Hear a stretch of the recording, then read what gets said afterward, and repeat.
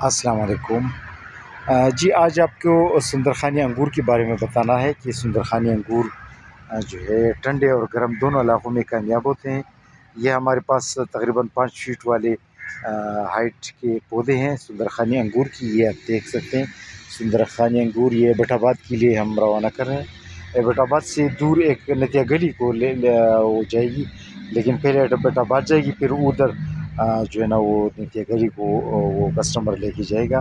تو یہ سارے ٹھنڈے علاقوں کے لیے ہم بھیج رہے ہیں، اس لیے اس میں ٹھنڈے علاقوں والے پلانٹس ہیں جو ہے ناشپاتی اور سندرخانی انگور، یہ دونوں گرم علاقوں میں بھی ہو سکتے ہیں۔ اچھا، اور یہ ناشپاتی، یلو ناشپاتی کے پودے ہیں، پیکان نٹس کی، اور یہ لیکمبر آلو بخارا کے پودے ہیں، یہ جو ہے بلیک بیری، یہ جو ہے ریڈ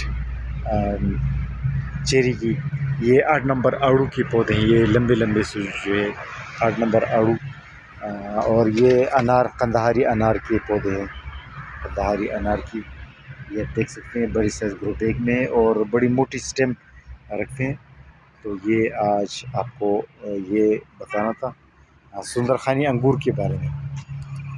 اور یہ کچھ 4-5 پارسلز جس میں 100 پلانٹس ہیں بلیک بیری کی، یہ روانہ کر رہے ہیں سیالکوٹ کے لیے، اور 5 پارسلز ہیں، اس میں 106 پودے ہیں تقریباً، یہ روانہ کر رہے ہیں سیالکوٹ کے لیے، اور یہ ایبٹ آباد کے لیے جا رہی ہے۔ تو اس میں سے آپ کو بتانا تھا سندرخانی انگور کے بارے میں۔